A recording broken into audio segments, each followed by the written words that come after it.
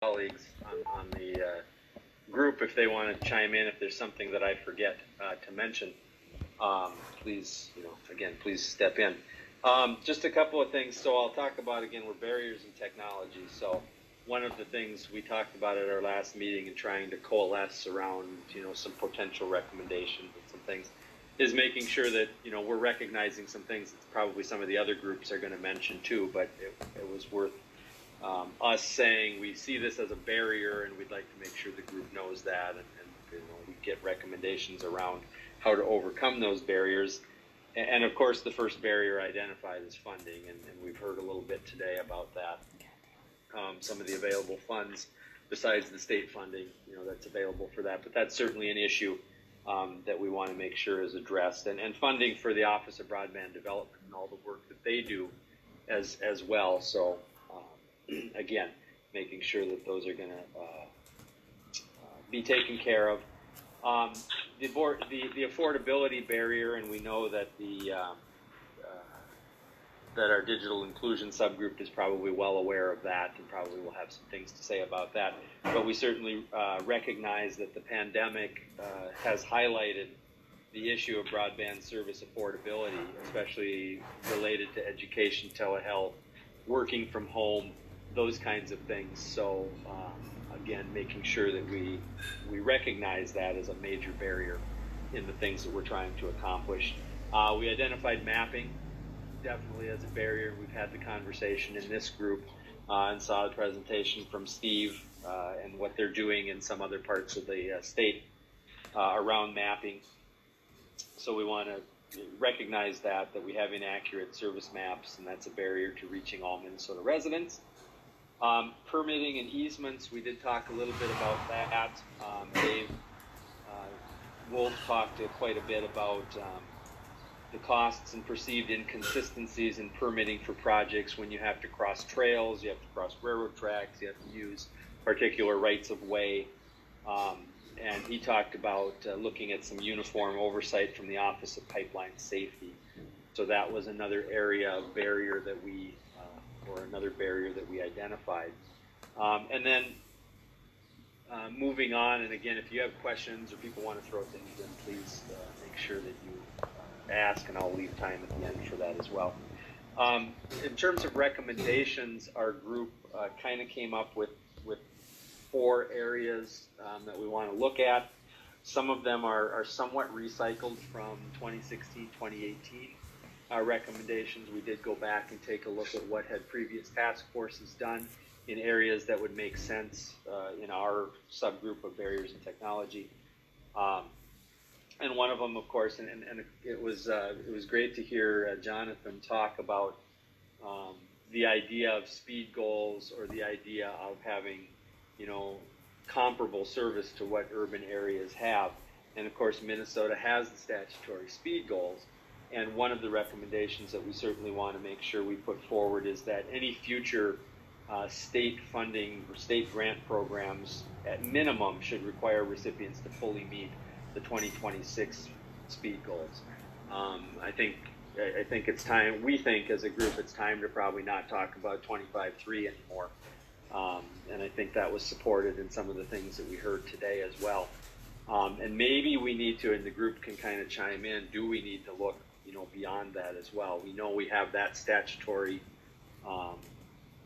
goal existing. Is it enough to say that we should meet those goals, and then, or do we have to add something to it, like say they must be scalable to a gigabit or scalable to beyond that? That's something to think about as we formulate that recommendation. So that was one. Second one is promote, communicate, and encourage dig once policies where applicable and where beneficial. We understand that there are some issues with that, and Dave talked about that, and I'm sure he'd be willing to share some more information on that. But we still think that there are situations where, when you're doing a municipal rebuild of streets, and why wouldn't you put conduit in there to make it available? If you're doing certain projects, it just makes a lot of sense to do that. Sometimes you get in the weeds in terms of who's responsible for that, who takes it up, et cetera, et cetera. But that's another area. The third area we want in terms of a recommendation, is as we have been doing as a task force, to continue to understand the advances in technology that will drive both the demand for better broadband access and that will enable the delivery of broadband access to its citizens. So as we continue to recommend to the larger group that we hear from some of these people, like we heard today from Microsoft's Airband project, we want to make sure that we're putting that information in front of everybody so that we consider what the best technologies are.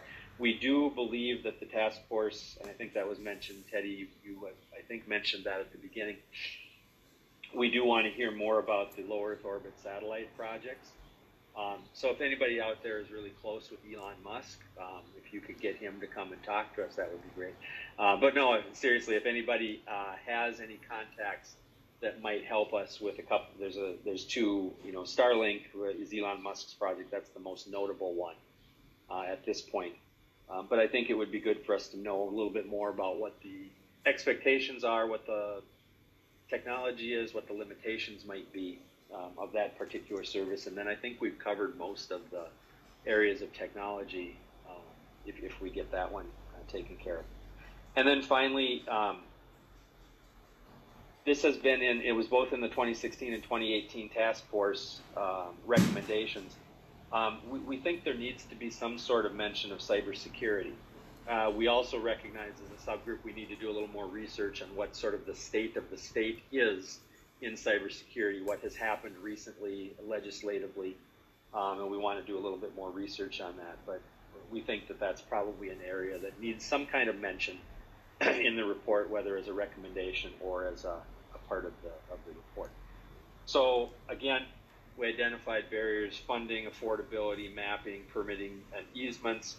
Looking at recommendations, we're looking at moving to the 2026 speed goals, dig once, understanding all the technologies, and some idea of cybersecurity. So that's what our group has been working on, and those are what you'll probably hear in terms of potential recommendations that we're all going to chew on a little bit as we move forward. And if you have questions or comments, I'm certainly happy to take those now, or Teddy, if you have other direction for us, please let me know.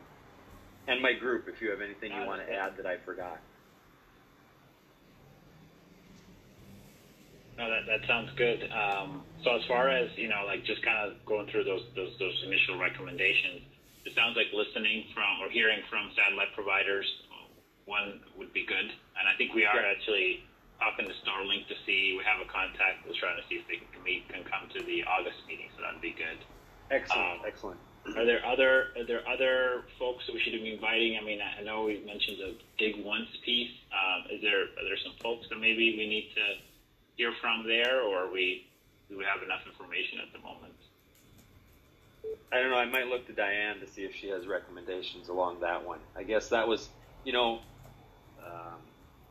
terms of recommendations, that was something where we just wanted to make sure we're making note of that as something that we should look at moving along. I don't know if we need more information or not, but maybe, Diane, do you have anything to add there?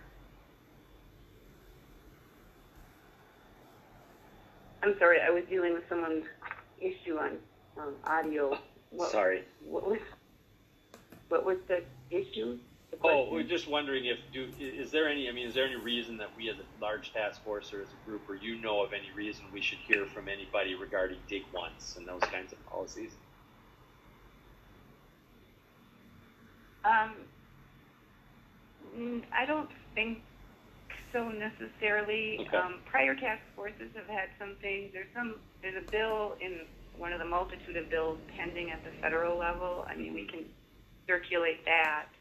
But I don't think so. Okay.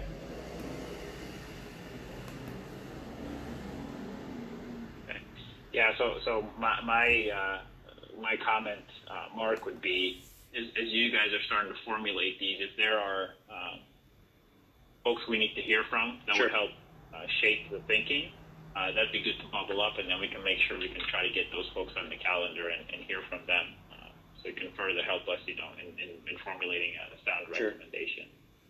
Yeah, we'll do, and then we appreciate, that we've heard from several technologies already that we had suggested. So I think we're kind of wrapping up that piece a little bit.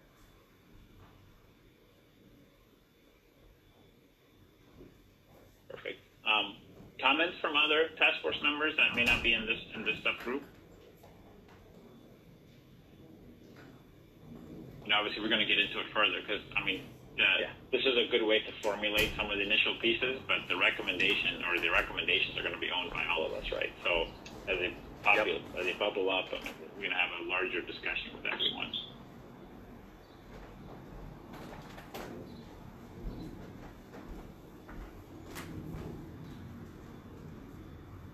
Okay.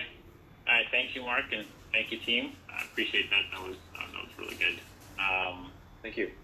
Okay. Is Paul's audio working now? Yeah, can you hear me? Yeah, we can hear you now. Perfect. Okay, great. Yeah, I'm not sure what happened there. So Brian had to step away. So really kind of focusing on 3 recommendations. We've had several meetings, discussions over the last several weeks. 3 recommendations, and then a couple comments about some things that just in terms of process. So I'll kind of focus on mapping as number 1. We heard this presentation from the kind of the geolocation discussion last meeting. Our group really feels that we really ought to stay with our current mapping. Right now, we wouldn't support any alternative mapping at this point. The FCC is looking at new mapping. We're just going into our 3rd year of mapping under the Minnesota Broadband Grant Program through Connect America. And so, perhaps in 2021 with an RFP, there'd be an opportunity to take a fresh look at that, but we don't think we should really kind of, change that at this point, particularly with the FCC talking about new mapping, and there's a whole, at the federal level. So I think mapping is going to be a topic at the forefront, but it's something that we shouldn't change at this point. Distribution of funds. There's been some discussions about, maybe focusing in certain geographic areas. I think, in terms of the broadband grant program, I think we've done a pretty good job over the last several years of making sure that it is a wide geographic distribution. We'd like to see that continue, but certainly prioritize those unserved areas first. So statewide distribution, but with unserved as really the focal point. And then with the funding itself, the group is, just for the discussion perspective, $30 million for the border-to-border grant program annually. So that'd be $60 million, with the upcoming budget cycle biennium over 2 years, and $500,000 annually for the administration of the Office of Broadband. If you think about just, although it didn't get funded, who knows if it will get funded, but, there's an additional $10 million that was on the table during the end of session, special session, and then telemedicine and distance learning. It seems like legislators are more than willing to pile on more work to the Office of Broadband, but we're not getting the staffing that's commensurate with that work. And certainly, as you add more grant dollars, that creates more work. So I really think that office budget needs to be up a little bit too. I should point out that we're at the $250,000 level staffing, and that's been in the same amount over the last 5 or 6 years. One item we'd like to entertain, I think Brent Christensen would be looked at as our subject matter expert, but the idea with so many of these potential funding sources coming online for grant recipients, kind of walk us through, could an entity or a company or some type of rural broadband entity potentially double dip, getting federal funds and then Minnesota broadband grant funds. I think what we would probably not like to see is, getting double funds funds from two sources for the same project. Maybe you get the federal funds for initial part of it, and then the state broadband grant program is to extend that service area, if you will, or add more broadband customers. So kind of walking through that notion. And then finally, just kind of an issue we talked about is really kind of the process as it unfolds. What does our report look like? We're all making recommendations, but, we're in this COVID environment. I don't know that we have the staff capacity with the office to write this report. Does it have to be a full-blown quote-unquote report, or could this merely be a letter? I think that's something that we'd like to have as a discussion item for the task force to see what that will look like. We're going to have a lot of new legislators in the beginning of the year. After the election, there's going to need to be some education. Those all are things that probably need to be considered as we move forward. So that's kind of our task force subcommittee report at this point. Good job, Paul. Covered everything very well. Thank you. Mr. Chair, if I could just add an editorial comment that is not relevant to the task force, but in defense of my company, I would like to state this. Since this gentleman, the previous speaker, made the comment that we have left the state of Mississippi largely unserved, I would like to point out for the record that in 2019, we announced $700 million over the last 3 years in investment in the state of Mississippi. And most recently, through the CAF2 auction as of May 13th, we are now covering 107,000 homes in 65 counties in Mississippi. We are not leaving Mississippi unserved. That's all I needed to say. I appreciate that, Paul, and actually reminds me, I should probably mention this at every meeting. Obviously, the different folks that we have to come present, everybody's got sort of their opinion and their stance, and people have portions of the truth, and they have certain things they know more than others, etc. So our job is here to listen, and not everything they tell us is a fact, right? So we're just getting informed on different positions. So I appreciate you saying that, because that's absolutely correct. I mean, so let's not let some of the statements jade us too much, and just trying to find some of the nuggets of wisdom that we could find for some of those presentations. Mr. Chairman, this is Bernadine. Yes. I have a question for Paul and his subcommittee. Paul, you talked about the grant program, and I was wondering whether your subgroup has talked about the base funding question. I know that was a big point at the last task force, that up until now the grant program's been funded from surplus funding, and has your group talked about a recommendation that would put this grant program into base funding as an element of your recommendation? Thanks, Bernadine. We did talk about that. I mean, and that is something I think we'd like to see as a recommendation as well. I mean, this really should roll out of the governor's budget as part of, here's the state's 2021, 2022 biennial budget. It always seems to be part of this political football debate. Oh, we've got money off, on the top. Let's, put it towards broadband funding. We saw this most recently with this additional $10 million. So really kind of getting it into a base. Now, I was much lower. Still, first time $40 million over 2 years. But yeah, that needs to be something that needs to be conveyed to legislators and the governor.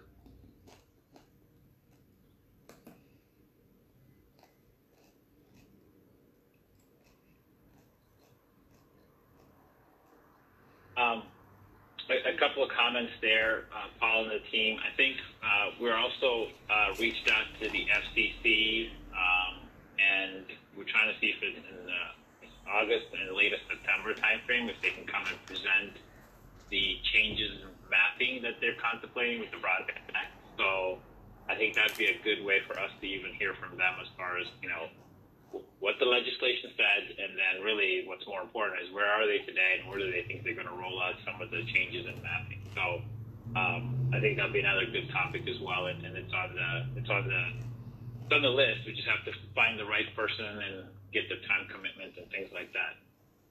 Question to the team regarding that: does everybody have a good understanding of how mapping is done today for our state, and do we need to get an overview of that as well, of the current way the mapping is done, or are we good with the way it's done today and everybody understands it, so no reason to rehash that? No, I think we need to look at it and tweak it. The interactive maps are good, but there's a lot of other maps out there I don't think we all understand. I've looked at them, and that's, I think we need to tweak them a bit. Look at what we already have in place and try and make that better. And maybe when we get back together, or I don't know, if we could just do it online and focus on the mapping, because it is such a huge issue. This is Steve. I agree, and it's because as I listen to kind of everybody, you talk to people in the room at these meetings, and everybody seems to have some issue with maps. So even if we're kind of stay with this, it seems there's either an issue with the map or with how the map is used. So I think understanding it maybe a little bit better would help everybody. Maybe identify some things that we could do differently. Yeah, great. Okay, perfect. So I'll add that to a list of things to talk about in the future. The other thing around, Paul, you mentioned the report, and do we need to have a report? Is it more of a letter? And I was going to be a little bit challenged. One of the things I was on a Blue Ribbon Council for Technology. Again, it was another governor's task force, and we just finished that. One thing that was truly effective in that task force is they actually recruited 3 writers to come and help write the report. So the task force members were more focused on the content. Somebody else was helping more with the writing. So I'm in the process trying to see if we can actually find folks that enjoy writing, would love to listen to the content and put some stuff together for us versus having, ourselves be dedicated to the writing aspect of it. So that might alleviate, maybe some of the concerns around us spending a lot of time trying to put words on a page versus figuring out what should the words actually say. So if you know of somebody, that would love to, kind of volunteer their time and enjoys writing and wants to help with this part of it, I'm open to suggestions. You can send me, not now, but you can send me that through email, and see if we can get at least 3 people for each of the subgroups to start helping doing that, and then we'll try to bring that together. The previous experience I had in the last year, it was a truly effective way to produce a quality report at the end of the day that was well written but had all the relevant content and out of it. So wanted to throw that out so that you start thinking about that a little bit too. Yeah, but I'm not against the idea of having a shorter report with recommendations either. So I'm not discounting that by any means. Yeah, and Diana shared. Sorry, I had somebody else. Order, and it does ask that we have an annual report due no later than December 31st. And we know as fast as the year's already going, that's going to be here before we know it. So we need the help. Yep. Okay. Great. Any other questions, comments for the Minnesota model subgroup? Eddie, I had one. Please go ahead. I'm just, if I heard correctly, the recommendation was for $30,000 annually, and then the $500,000 for Office of Broadband, which certainly makes sense. But I'm a little concerned about going backwards when the 2018 task force determined it was 69.7 per biennium was required to meet the goal. Why would we now, a year later, recommend less?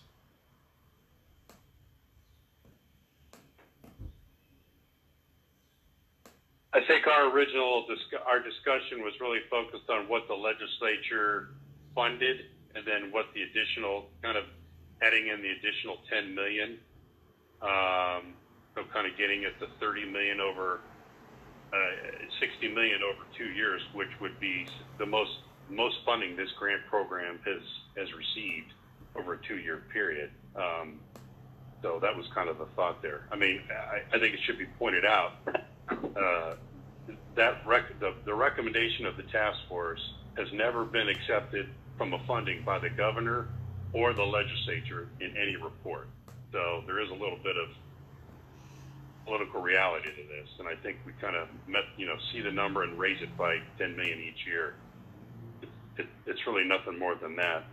When we started out at $100 million I think in the report 5 or 6 years ago when the grant program was getting off the ground.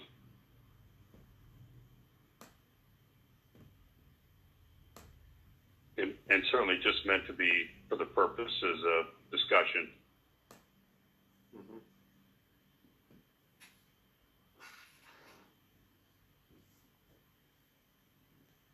Okay. We'll certainly have more discussions on that, I'm sure. Other questions?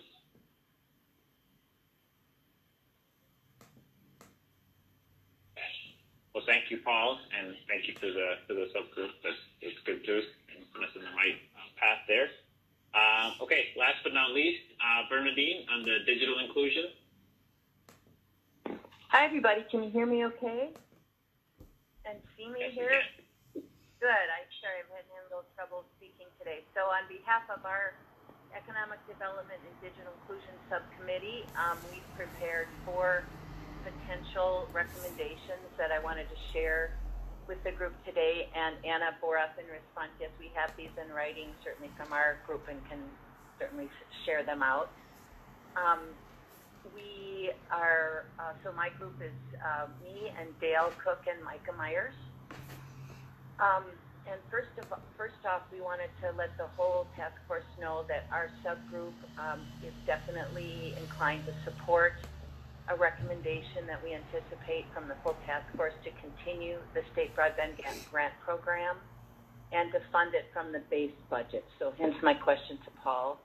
We're glad to hear, Paul, that your subcommittee's on deck with a recommendation to continue the program, and I know we'll as a whole group want to talk about the level of funding. And we did want to clarify which subcommittee had the lead on that recommendation, so it's good to know that it's coming up from your group, Paul. In addition to that, based on a review of past task force recommendations in the area under our purview, we are prepared to recommend to the full task force that the Office of Broadband Development be funded to create an operating fund that would promote broadband adoption and use and redress digital inequity.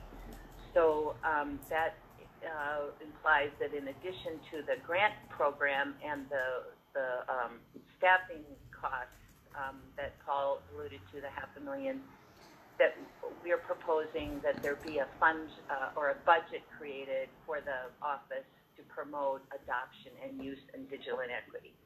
And as I said, that's a recommendation that's been forwarded by past task force, but it has yet to be funded by the legislature. Thirdly, we intend to bring forward a recommendation regarding the Telecommunications Access Equity Aid Act, fondly known as T, Telecommunications Access Equity Aid, and this helps school districts participate in federal subsidies, and the recommendation will be that we would fully fund this Telecommunications Access Equity Aid program by raising the funding cap to at least $9 million, and that would allow school districts to equitably procure the internet and network bandwidth that they need to fully support distance learning. This task force has historically included a recommendation around funding this aid program, and other members of the task force have provided their expertise to us, to our subgroup, about what that recommendation should look like. And possible that detail might change between now and then. We're following that closely. And I just would make a quick note that the library funding that we have historically included in this report, I've talked to a couple of the other librarians, Jim and others, on the task force. The Regional Library Telecommunications Aid funding has been part of the task force in the past, but it looks like at this point like that funding need does not exist currently, and so we're not, unless that were to change, that would not be included along with the Telecommunications Access Equity recommendation. And then finally, the fourth recommendation we're suggesting the full task force consider has to do with standing up a computer recycling, refurbishment, redistribution program. It's a component of the adoption and digital inequity task or obligation of the office when it was created in statute. And again, this is a recommendation that has been, one like this has been included in past task force reports, but again has not been acted on. This recommendation would task the Office of Broadband Development with building computer donation partnerships between state agencies and community-based organizations in order to get computers into the hands of those who need them. The state, for example, could stimulate the effort by encouraging others, especially local governments, to donate their unused computers to community partners. And working through the Office of Broadband Development, the state could provide information on organizations that refurbish computers securely and on opportunities to both donate and receive them. In 2016, the state legislature did pass a bill that allowed and minimized liability for local governments to donate surplus equipment. So we have the framework in place to step up the role of state government in encouraging refurbishment and redistribution programs like that, and see a good role for the office in playing that leadership role.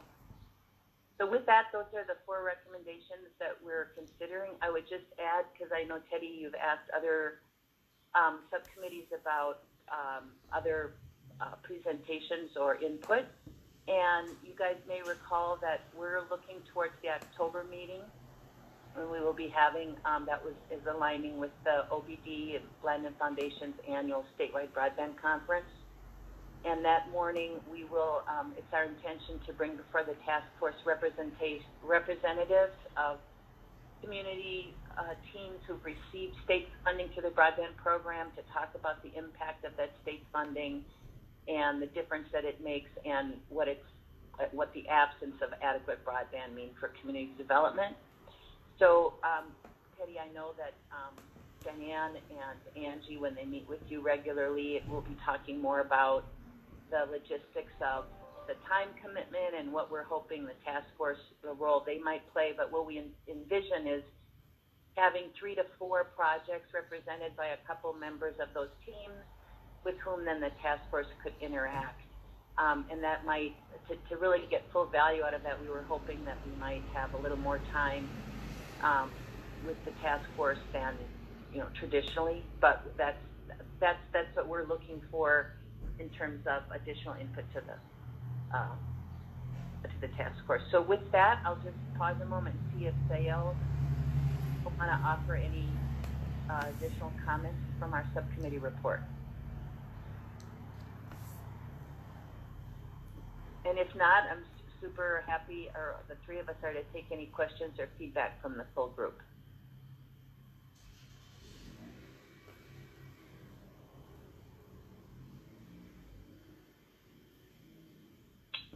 Any questions from the rest of the team?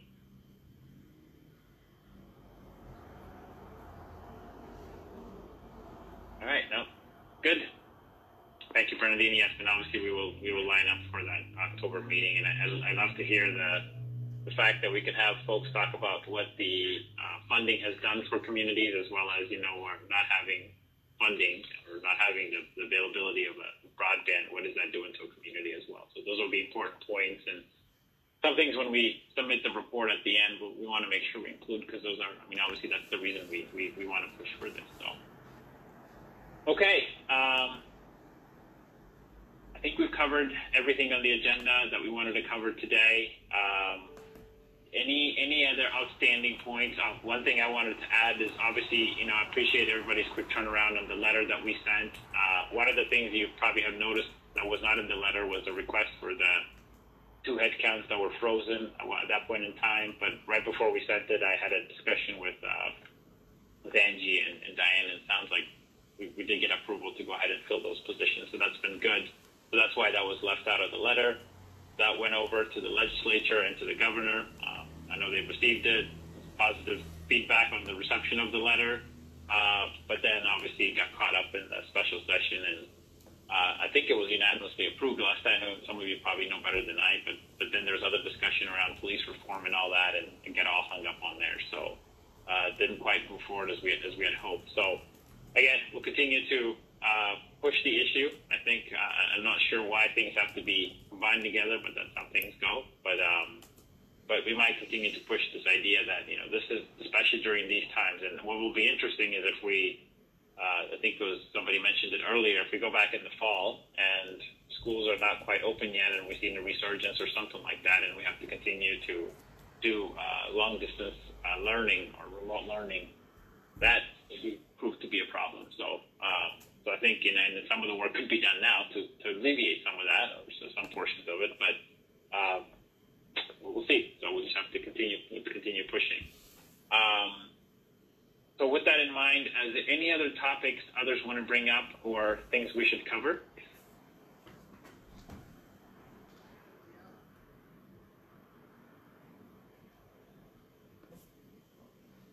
I would also open it up to the non-task force members. Are there others on the phone that would like to make any announcements or comments?